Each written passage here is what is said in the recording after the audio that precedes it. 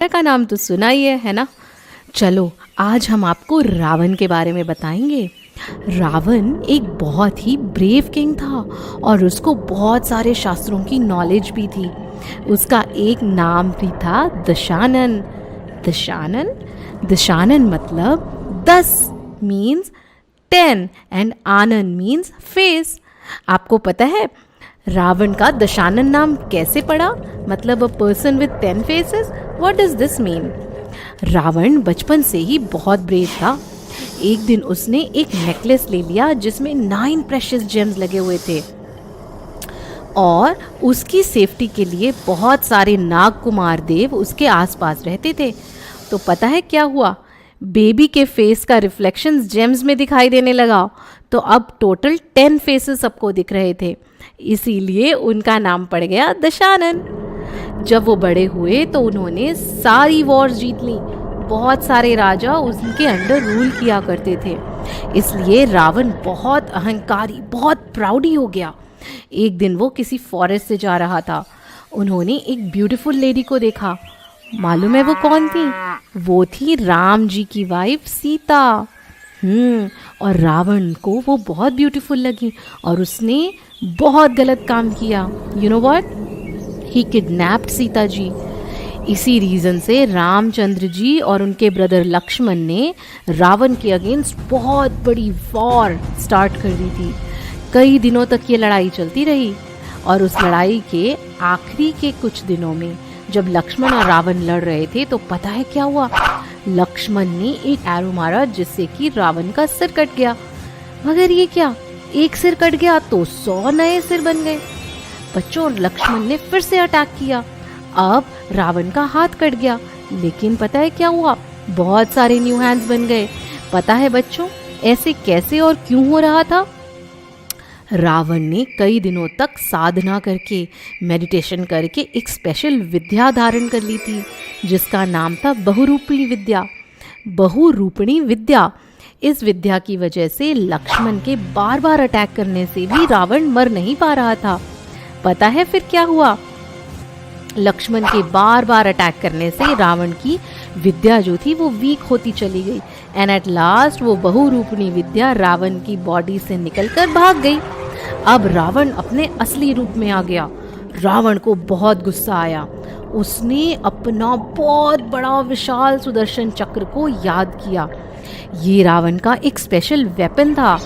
इसके यूज से वो कोई भी वॉर नहीं हारता था। और रावण ने वो चक्र लक्ष्मण की ओर छोड़ दिया। उसमें से स्ट्रॉन्ग फ्लेम्स निकल रही थी। लक्ष्मण ने उसे रोकने की कोशिश की। राम, सुग्रीव, भामंडल, विभीषण, हनुमान जी सभी उसे अपने अपने वे से रोकने लगे, मगर वो चक्र तो किसी से भी नहीं रुक रहा था।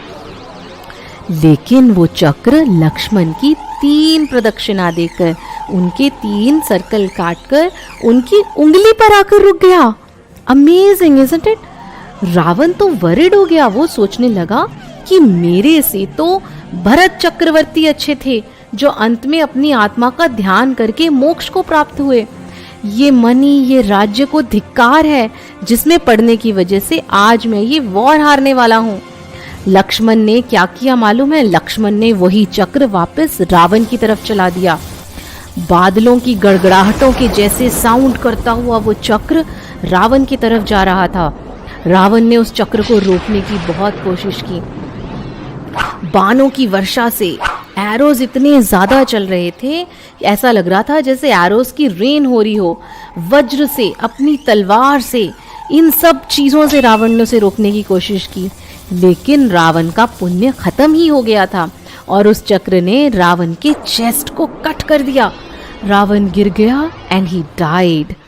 देखा बच्चों, ये वर्ल्ड कितना अनसर्टन है कि इतना बलशाली, इतना पावरफुल 3 खंड का राजा, जिसके अंडर इतने सारे राजा, इतने सारे विद्वान थे, इतना सब कुछ होते हुए भी अपने अहंकार, क्रोध और बैड इमोशंस को कंट्रोल नहीं कर सका और मारा गया।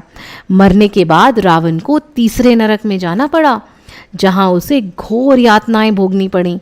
रावण ने बहुत एकाग्रता से बहुरूपनी विद्या साधना की थी। अगर वो इतनी एकाग्रता से, इतनी कंसंट्रेशन से अपनी आत्मा का ध्यान करता तो मोक्ष ही चला जाता था। मगर उसने साधना की, पर वो भी वर्ल्डली विशेष के लिए, बहुरूपणी विद्या के लिए, और उसे नरक में जाना पड़ा। राम एंड लक्ष्मण की इस विक्ट्री को लोग आज भी याद करते हैं और रावण का एक स्टैचू, एक पुतला जलाते हैं। जैसे हम किसी बीमार पर्सन की बीमारी को देखकर उससे हम कंपैशन रखते हैं ना, वैसे ही हमें रावण के अहंकार को उसकी डिजीज समझना चाहिए।